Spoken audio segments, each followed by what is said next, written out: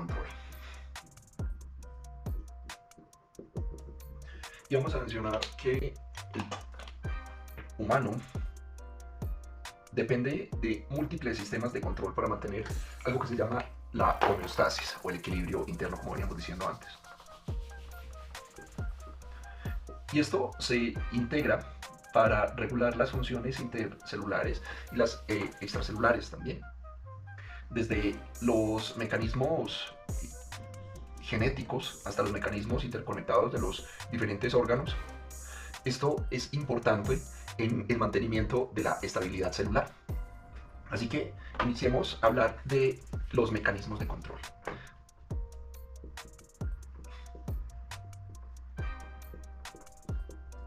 Y aquí hablamos de los celulares y los orgánicos.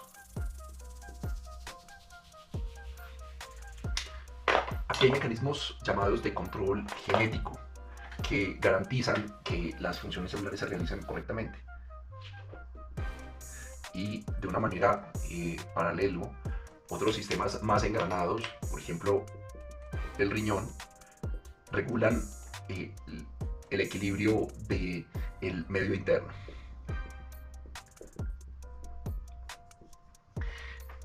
También los pulmones y el sistema nervioso hacen un control general de CO2 en ese medio interno. Subsecuentemente, decimos que el hígado y el páncreas son esenciales para el metabolismo energético.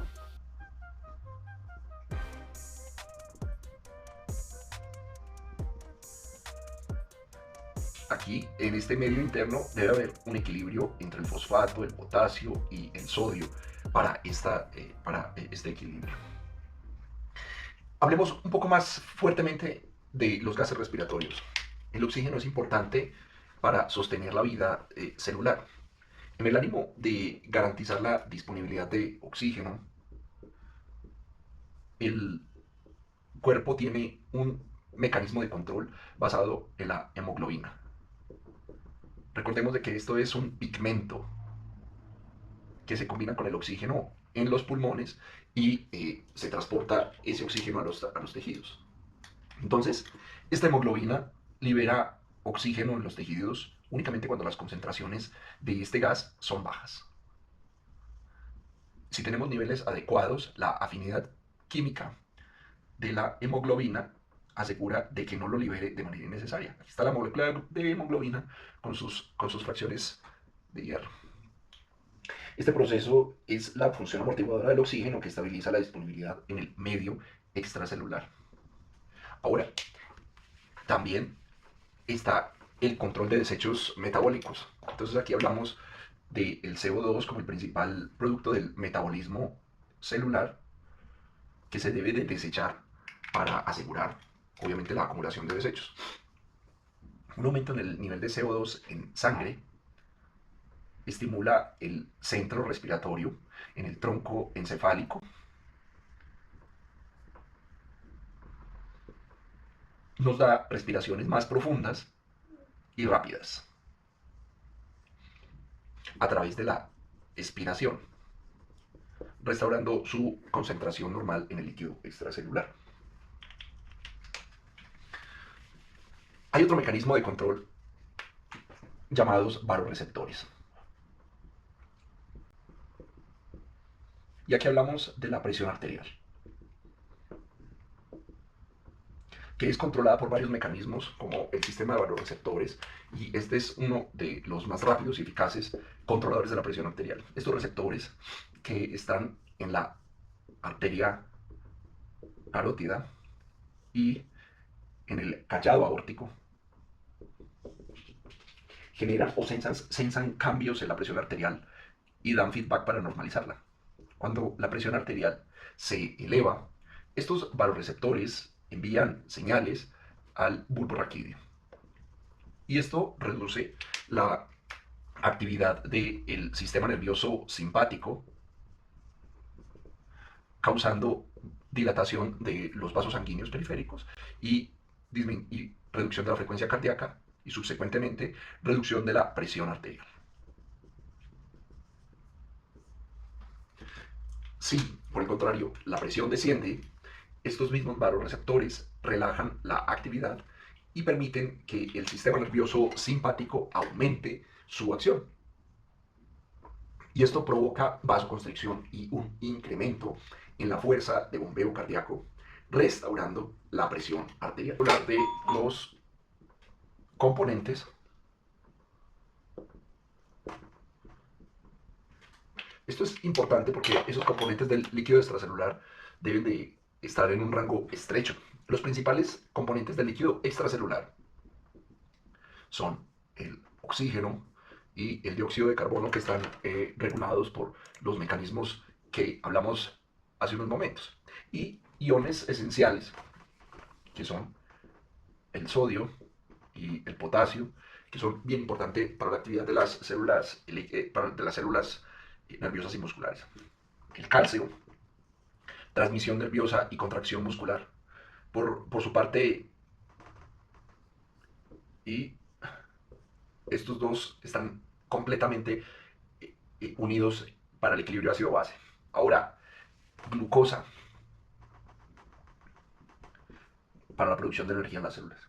Y otro componente importante es el equilibrio ácido-base. El pH normal es aproximadamente 7.4. Variaciones menores, incluso un 0.5, pueden atentar contra la vida. Bueno, y hay otro mecanismo de control llamado el feedback.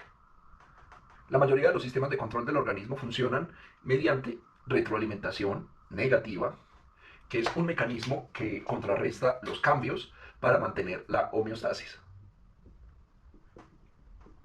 Por ejemplo, que la regulación del dióxido de carbono, donde un aumento en la concentración del mismo estimula la ventilación pulmonar, lo que reduce sus niveles hasta normalizarlos.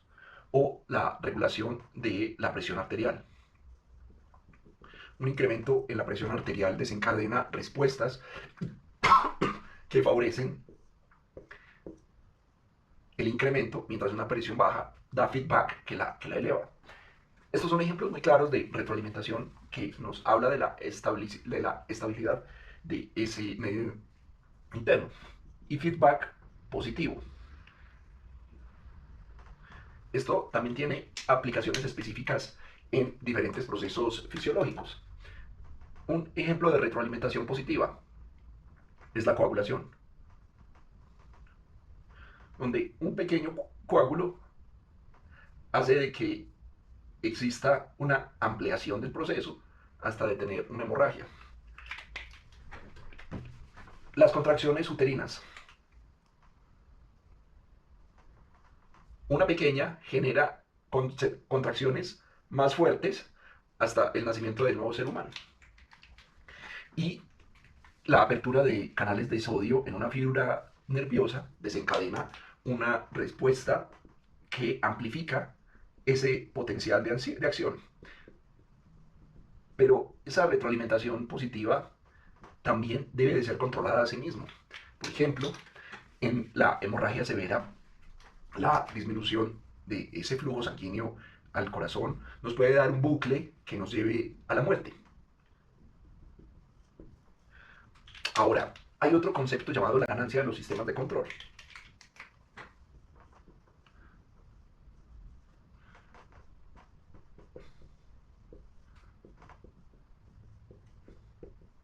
Por ejemplo, el sistema de vasoreceptores tiene una ganancia de -2, lo que indica que reduce los cambios en la presión arterial, lo que implica que reduce los cambios en la presión a un tercio de lo que serían sin este sistema. Cuando comparamos esto, el sistema de regulación de la temperatura tiene una ganancia de -33, teniendo una mayor capacidad para mantener la estabilidad. Y a continuación vamos a hablar de un concepto llamado regulación avanzada del medio interno.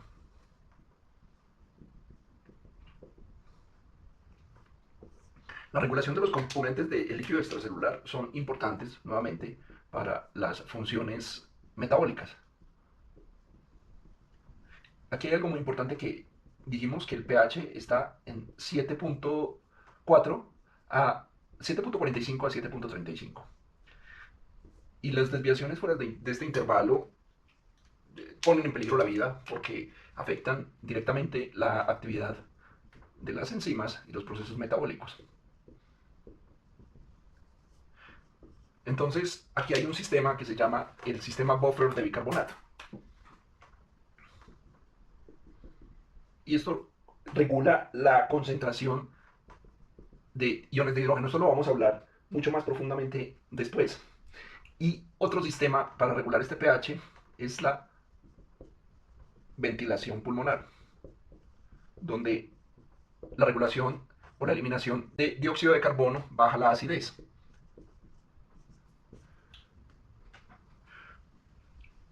La función renal hace de que se excrete hidrogeniones y que se reabsorba bicarbonato. De esta manera ajusta el equilibrio ácido-base. También debe haber una regulación de los iones esenciales.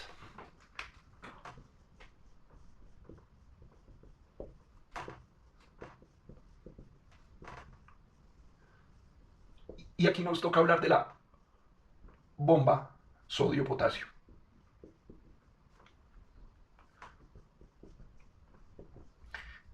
Entonces, esta mantiene un gradiente electroquímico que es muy importante para la transmisión nerviosa y la contracción muscular. Eso lo vamos a hablar más profundamente después.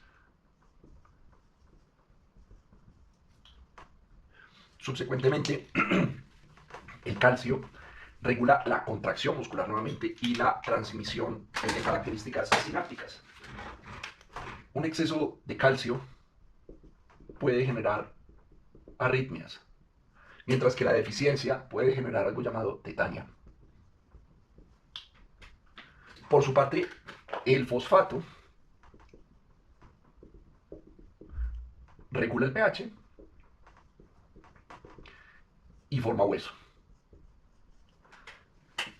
Por su parte, hay que insulina facilita la captación de glucosa por las células. Y el glucagón estimula la liberación de glucosa.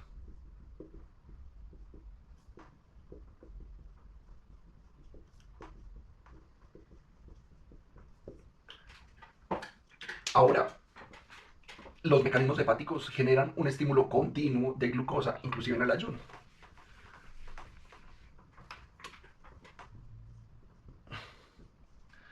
Cada célula es un sistema independiente que nos lleva al funcionamiento general del organismo. Y para entender cómo estas células interactúan con este sistema de control, hay que ahondar en varios procesos, donde el protoplasma es la principal sustancia viva que compone la célula. Y sus principales componentes son agua, donde este es entre el 70 y el 85% del peso celular. Y es allí donde ocurren las reacciones químicas. Y los iones, como el potasio y el magnesio, que son esenciales para las funciones eléctricas y químicas. Y en tercer lugar, las proteínas, las cuales son estructurales y funcionales.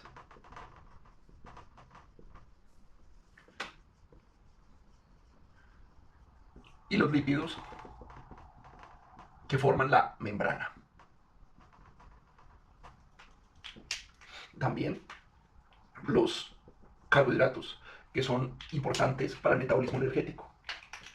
Y los orgánulos celulares.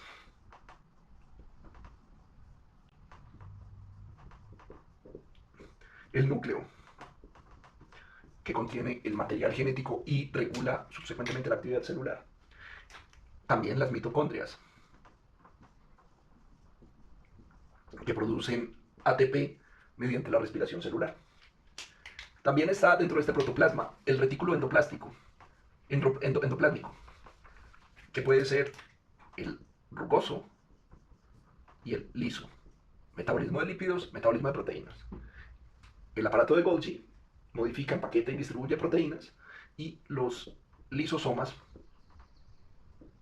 degrada materiales intracelulares y extracelulares, y subsecuentemente está en contacto con la membrana celular, que controla el intercambio de sustancias entre la célula y su entorno. Y tiene una bicapa lipídica compuesta por fosfolípidos y colesterol, y es impermeable a líquidos hidrosolubles como iones y glucosa.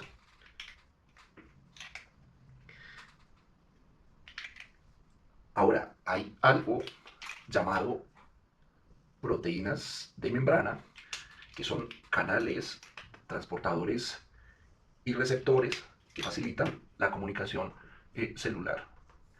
Y hay una capa de carbohidratos en la superficie celular que participa en la adhesión celular y la comunicación, llamado glucocáliz.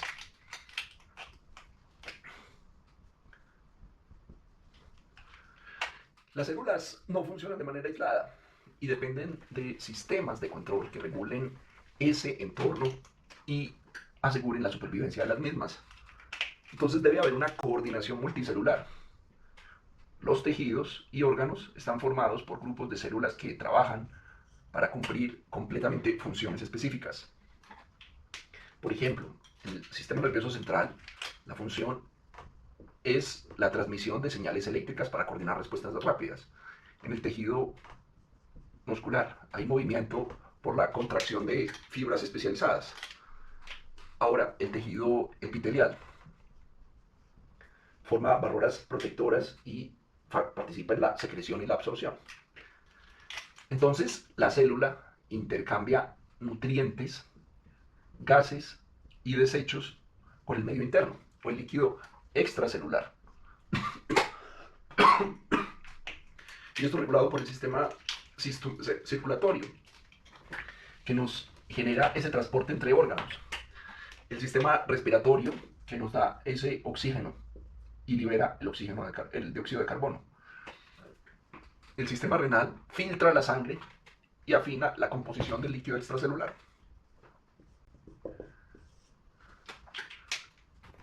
Vamos a hablar de las interacciones entre los sistemas de control. Entonces vamos a hablar del sistema nervioso como algo muy importante, puesto que proporciona respuestas rápidas y localizadas, mientras que el sistema endocrino regula procesos a largo plazo mediante las hormonas. Esto trabaja junto para coordinar las diferentes funciones vitales. El sistema nervioso simpático es importante como la respuesta al estrés, mientras que el cortisol, producido por el sistema endocrino, prolonga la respuesta adaptativa. Por ejemplo, la insulina y el glucagón, que están regulados por señales nerviosas y endocrinas, mantiene los niveles de glucemia en sangre. El sistema cardiovascular y renal es importante. La presión arterial y el volumen sanguíneo son alterados conjuntamente por el sistema nervioso central y el sistema endocrino. El sistema renina, angiotensina, aldosterona. Este sistema estabiliza la presión arterial y regula y aumenta la retención de agua y sodio. El péptido natriurético auricular, que es liberado por el corazón, contrarresta el sistema anterior para evitar sobrecargas de volumen.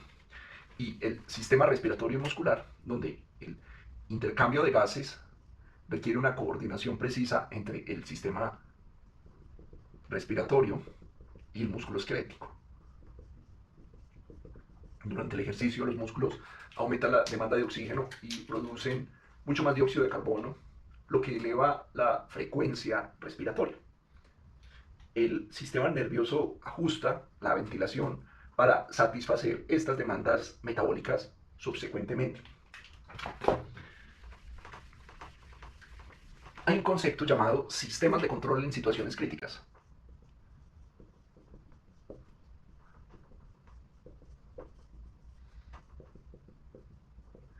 Y la más característica es la hemorragia, es la pérdida de sangre o la hemorragia. Una pérdida severa de sangre activa múltiples mecanismos de control, que son la vasoconstricción, priorizando órganos vitales, el aumento de la frecuencia cardíaca, compensando la reducción del volumen sanguíneo. 3. Liberación de aldosterona y ADH para retener líquidos y aumentar el volumen intravascular. Y si estos mecanismos fallan, puede desarrollarse un shock hipovolémico, poniendo en riesgo la vida de los diferentes pacientes. También en estas situaciones críticas se requiere un control del pH. Un equilibrio de ácido-base es importante y las alteraciones en este equilibrio entonces pueden ser la acidosis metabólica. Esta es muy importante, vale la pena revisarla detenidamente. Es la acumulación de ácido láctico o la acumulación de bicarbonato. El sistema respiratorio compensa aumentando la ventilación para eliminar dióxido de carbono. Y la alcalosis metabólica,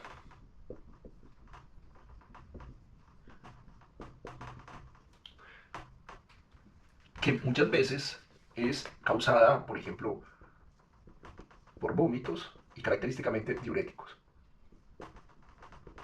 Los riñones retienen, en este escenario, hidrogeniones y excretan bicarbonato para compensar esto.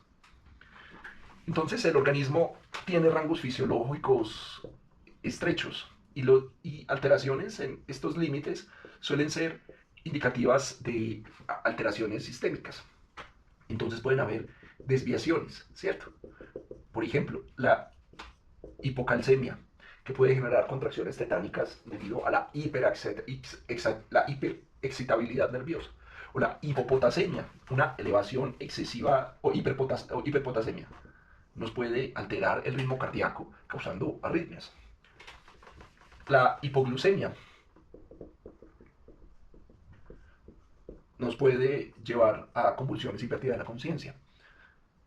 Entonces debemos de estar claros de que la homeostasis requiere de importantes niveles de esos solutos que están suspendidos en el medio interno.